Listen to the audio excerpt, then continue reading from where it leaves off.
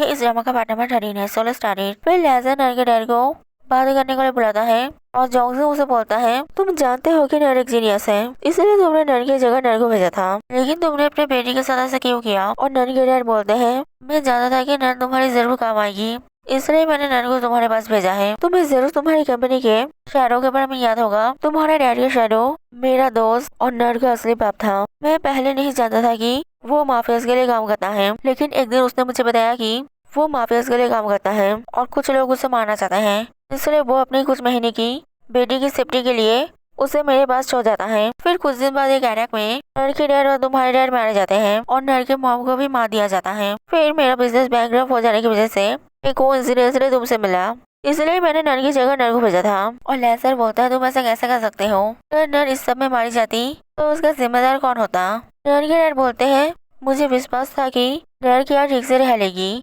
इसलिए मैंने नर को यहाँ भेजा था और मैं जानता था कि नर अपनी डैड की तरह टैलेंटेड है, इसलिए मैंने बचपन से उसकी परवरिश भी वैसे ही किया है जिससे वो एक दिन अपनी डैड की जगह तुम्हारी शहरों के काम कर पाए, क्योंकि मैं नहीं चाहता था कि नर का टैलेंट वेस्ट हो। और लेंसर उसे बोलता है, तुम्हें नर के साथ ऐसा नहीं करना चाहिए था, अब से नर की जगह नर यहाँ रहेगी। और लेंसर चले आता है। नर के डैड देखते हैं कि लेंसर नर के लिए चिंता करता है, इसलिए वो जोंगसन से पूछता है, लेंसर क्या नर को पसंद करता है? जोंगसन बोलता है हाँ, और नर के डैड बोलते हैं, इसलिए लेंसर ने मुझे नहीं मारा, लेकिन मैंने कभी नहीं सोचा था कि लेंसर नर को पसंद करेगा, क्योंकि नर वैसे लड़की नहीं है जैसे लड़के पसंद करते हैं। और जोंगसन उसे बोलता है, नर तुम्हारी अपनी बेटी नहीं है, लेकिन फिर भी तुम्हें नर के बारे में ऐसा नहीं बोलना चाहिए। नर के डैड बोलते हैं, ऐसा कुछ नहीं है, मैंने नर को हमेशा अपनी खुद की बेटी समझा है। क्या नर भी लेंसर को पसंद करती है?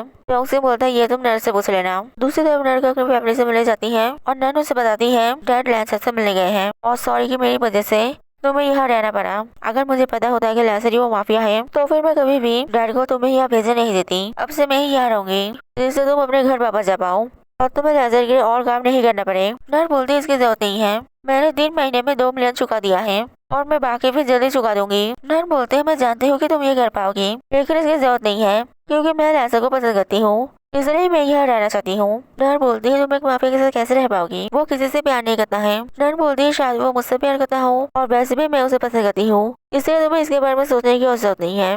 तभी उनके डैड आते हैं और वो नर को इस सब के लिए सॉरी बोलते हैं और नर से उसका हालचाल पूछते हैं। फिर अगले दिन नर लेंसर को ड्राइव कर स्कूल ले जाती है और उससे पूछती है, क्या तुम सच में मेरी बहन को पसंद करते हो? तुम कभी कहते हो कि तुम मेरी बहन को पसंद करते हो, कभी कहते हो कि पसंद नहीं करते हो, इसलिए क्या तुम मुझे साफ साफ बता सकते हो कि तुम मेरी बहन को पसंद करते हो कि नहीं? लेंसर बोलता है, अगर मैं कहूँ कि मैं तुम्हारी बहन को पसंद करता हूँ तो? नर बोलती है, फिर मैं तुम दोनों के लिए खुश होंगी, क्योंकि मेरी बहन भी तुम्हें पसंद करती है, तुम्हें मेरी बहन को हमेशा खुश रखना होगा। लेंसर गुस्सा होकर बोलता है, अगर तुम्हें मुझे और कुछ नहीं बोलना है तो यहाँ से चली जाओ।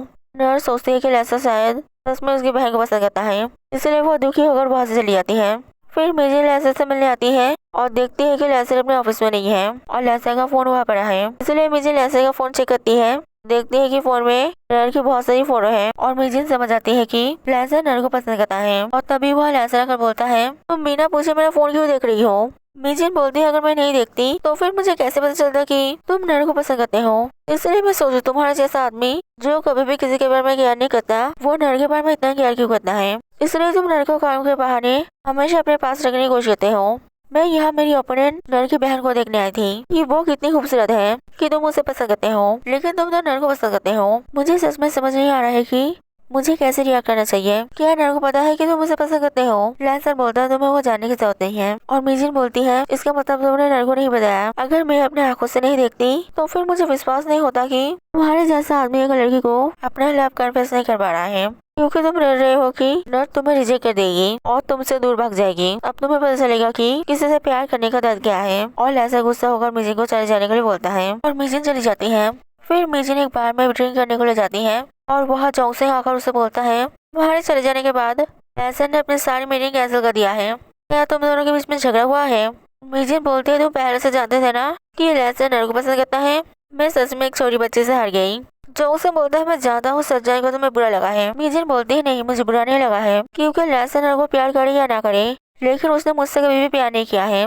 मैं सिर्फ इस बात में कंफ्यूज हूँ, अगर अभी तुम्हें कोई काम नहीं है तो फिर मेरे साथ बैठकर ड्रिंक करो। तो जोंगसुक मिजी के साथ ड्रिंक करता है। फिर अगले दिन डैनी के डैड डैनी को कॉल कर पूछते हैं, क्या तुम जानते हो कि लैसा को किसने मारने की कोशिश किया था? डैनी बोलता है हाँ, लैसा के पार्टनर मिस्टर सन का एरोप्लेन विनर लैंडविन ने, लेकिन लैसा अभी भी उसे पकड़ नहीं पाया है। लेकिन आप क्यों पूछ रहे हैं? उसके डैड बोलते हैं, इसने पैट्रिक को खबर दिया है कि उस दिन नर्क ने मेरा माल डिलीवरी किया था और नर्क लैसा का शैरो क्यूबिक है, और मुझे लगता है लैंडविन ने पैट्रिक को ये इन्फॉर्मेशन दिया है क्योंकि वो लैसर को मुश्किल में डालने के लिए कुछ भी कर सकता है। अगर पैट्रिक ने नर को पकड़ लिया तो फिर लैसर और मैं दोनों ही मुश्किल में बच जाएंगे, इसलिए नर को जल्दी से अपने देश वापस चले जाने को लिए बोलो।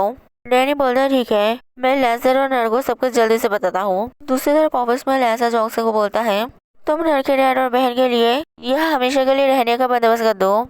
नर अपने फैमिली से बहुत प्यार करती है, अगर वो लोग ही हारेंगे तो फिर नर भी हारेगी। तुम ऑलरेडी जानते होगे कि मैं नर को पसंद करता हूँ, इसलिए मैं चाहता हूँ कि नर हमेशा के लिए यह मेरे साथ रहे। और जोंगसुक बोलता है ठीक है, मैं सब कुछ अरेंज कर दूंगा। तभी वह डैनी आता है और जोंगसुक और लैसा को बताता है कि पैट्रिक को पता चल गया है कि उस दिन नर ने मेरा डैड का माल डिलीवरी किया था, और अगर तुम जल्दी नर को उसके देश नहीं भेज दोगे तो पैट्रिक नर को अरेस्ट कर ले जाएगा।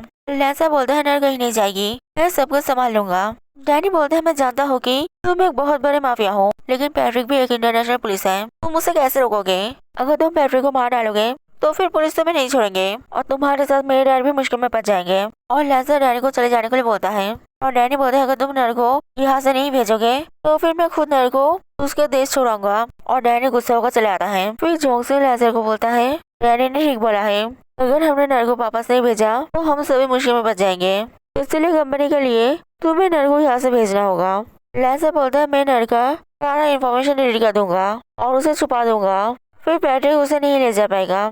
जोंगसुक बोलता है फिर भी नर यहाँ सेफ नहीं है, क्योंकि हम श्योर नहीं है कि लैंडविन के आदमी हमारे आदमी बनकर छुपे नहीं है। अगर नर हमारे आसपास रहेगी तो लैंडविन उसे जल्दी ही ढूंढकर मार डालेगा, इसलिए लैसा नर को वापस थाईलैंड भेजने के लिए राजी हो जाता है। दूसरी तरफ डैनी नर को जाकर बोलता है कि पैट्रिक तुम्हारे बारे में चेक कर रहा है, अगर उसने तुम्हें पकड़ लिया तो तुम लैंसर और मेरे डैड मुश्किल में फंस जाएंगे, इसलिए थाईलैंड वापस चले जाओ।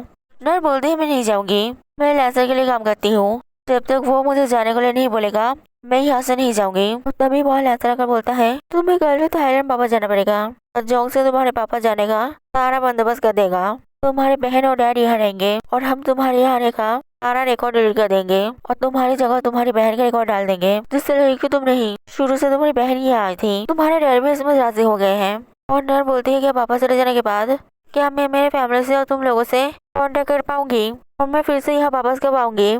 ऐसे बोलता नहीं, वापस जाने के बाद यहाँ के किसी से कांटेक्ट मत करना और शायद फिर कभी तुम यहाँ वापस नहीं आओगी। और नर रोते रोते बोलती है ठीक है, तुम जो बोलोगे मैं वो करूंगी। और लैंसर बोलता है अगर तुम मुझे बोलोगी तो मैं तुम्हें यहाँ रखने की हर कोशिश करूंगा। नर बोलते हैं नहीं, मैं नहीं चाहती हूँ कि तुम लोग मेरी वजह से मुश्किल में पड़ो।